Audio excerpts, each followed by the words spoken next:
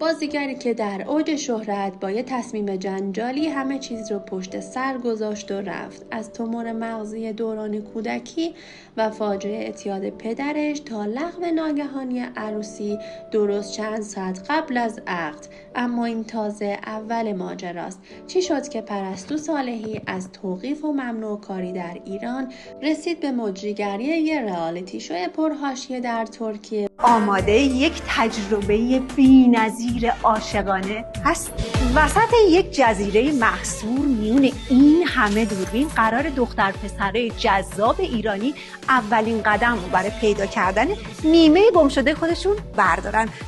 من پرستوی صالحی قراره با یک رئالیتی شو خیلی جذاب به زودی در کنارتون باشم. و حالا هم خبر انصراف از برنامه عشق ابدی. تا آخر ویدیو همراه من باشین. به پشت چهره خوش آمدید. پرستو صالحی با اسم اصلی الهام صالحی. زندگی این زن مثل یه فیلم درام پر از درد، شوک، شکست و تصمیم‌های پر ریسک بوده. قبل از اینکه بریم سراغ رازهای پشت پرده برنامه عشق ابدی، همین الان دکمه لایک رو بزنید تا با این کار از ما حمایت کنید و بریم سراغ اصل مطلب. پرستو متولد 9 آبان 1356 در تهران. اما کودکی او اصلا شبیه بقیه بچه ها نبود. در 6 سالگی به خاطر خوردن اشتباهی نفت و قرص‌های مادرش و سقوط از پله پزشکان متوجه تومور مغزی او میشن و زیر تیغ جراحی‌های سنگینی میره. تجربه‌ای که تا همین امروز ترس از جراحی به اتاق عمل رو در وجودش زنده نگه داشته. پرستو در برنامه معروف ماه عسل و مصاحبه‌هاش افشا کرد که اعتیاد پدرش چطور زندگیشون رو نابود کرد، تا جایی که یک روز وقتی دید مادرش زیر ضرب و شتم پدر غرق در خونه، با برادرش تصمیم میگیرن پدرشون رو از خانه بیرون کنن. 13 سال تمام پدرشون رو ندیدن تا زمانی که پدرش از دنیا رفت. اعتیاد فکر میکنم سرطانی بود که افتاد توی خانواده ما. پرستو با نقش رقم زدن توی سریال های رمضانی و همکاری کوتاه با اصغر فرهادی و مسعود کیمیایی وارد عرصه شد. اما با سریال زیر آسمان شهر مهران غفوریان به اوج شهرت رسید. اما چرا ناگهان کمکار و خانه نشین شد؟ پرستو بعدها پرده از فساد پشت صحنه سینما برداشت. او افشا کرد وقتی از درد نداشتن کار به تهیه کننده سرشناس پیشنهاد کار طولانی داده، با پاسخ بیشرمانه و وقاحت آمیزی روبرو شده. همین پیشنهادهای غیر اخلاقی باعث شد از فضای سینما دل زده بشه و به آموزش و تدریس گریم روی بیاره. دی ماه سال 1397 عکس حلقه ازدواج پرستو صالحی فضای مجازی رو پر کرد. تدارکات، خریدهای عقد و نامزدی همه آماده بودند. همه منتظر دیدن آقای داماد بودند. شایعات زیادی راه افتاد، اما ناگهان فقط چند ساعت قبل از مراسم پرستو با انتشار ویدیویی اعلام کرد مراسم عقد به هم خورد. او دلیلش رو عدم تفاهم اعلام کرد و به مخاطبانش یه پیام مهم داد: هر جا احساس کردید در نامزدی آرامش ندارید، برگردید و به حرف و قضاوت مردم کاری نداشته باشید. بعد از سقوط هواپیمای اوکراینی در سال 99 واکنش‌های تند و انتقادی پرستو در اینستاگرام باعث احضار و بازجویی شد. او که زیر هشتگ‌های ممنوع کار، ممنوع کلام و ممنوع خروج قرار گرفته بود، سرانجام در مهر ماه 1400 مجبور شد زادگاهش رو به مقصد ترکیه ترک کنه. در ترکیه پرستو اجرای رئالیتی شوی جنجالی عشق ابدی رو در یوتیوب بر عهده گرفت. برنامه‌ای که به شدت مورد انتقاد مردم و بازیگران قرار گرفت و خیلی اون رو شوخی با عشق و ترویج مبتذل بودن نامیدند.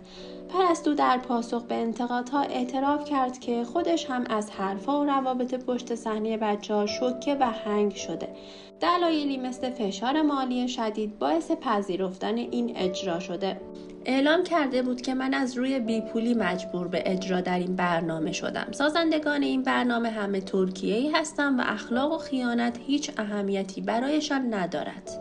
پروژه عشق ابدی دنبال یک چهره میگشتن برای مجری این برنامه که به صورت ایرانی بود، یه چهره‌ای که در ترکیه زندگی بکنه. واقعیتش اینه که به لحاظ مالی خیلی نیاز داشتم به این کار و پذیرفتم. متاسفانه در طول برنامه من متوجه شدم که نه یک نفر، 5 نفر از شرکت کنندگان ما در حین داشتن رابطه فابریک وارد برنامه شدن به قول خودشون و اون 5 نفر یک نفرشون قرار بود که در طول برنامه، یعنی توی برنامه نمیشد هر 5 نفر رو رسوا بشن و در واقع بعد دیگه عشق ابدی نمیشد، بعد اسم برنامه رو میذاشتن خیانت ابدی و متاسفانه در طول و نمیاد یه پروژه این همه هزینه رو تکرار کنه، شرکت کننده ها رو اخراج کنه از اول. اما اوضاع مالی بعد، قطع شدن تبلیغات بعد از حواشی 1401 و بیماری سخت مادرش پرستو رو در غربت به زانو درآورد. او اخیراً با انتشار ویدیویی با ابراز پشیمانی شدید از بردن مادرش به خارج رسما اعلام کرد که از طریق خانه سینما درخواست بازگشت به ایران رو داده.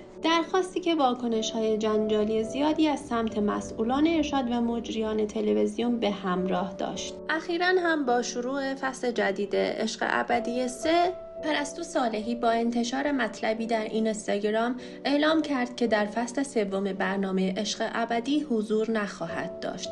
او در واکنش به انتقادها و حملاتی که علیه برنامه و عوامل آن مطرح شده بود، نوشت که از اینکه در فصل 3 حضور ندارد خوشحال است. صالحی از افرادی که بدون دیدن کامل برنامه درباره آن قضاوت می‌کنند انتقاد کرد و گفت بعضی از منتقدان تنها با دیدن یک جمله درباره کل ماجرا قضاوت کرده و شروع به حمله می‌کنند.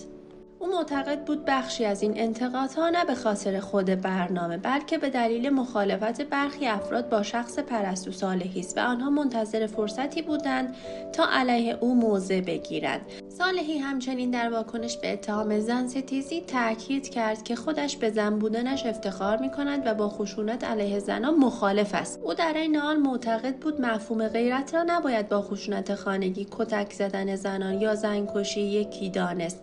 او برای توضیح دیدگاهش به یکی از اتفاقات داخل برنامه اشاره کرد، جایی که یکی از شرکت کنندگان درباره دوست دختر یکی از مردان حاضر در برنامه صحبت جنسی کرده بود و واکنش آن مرد باعث شکلگیری بحث‌هایی درباره زن‌ستیزی و خشونت شد.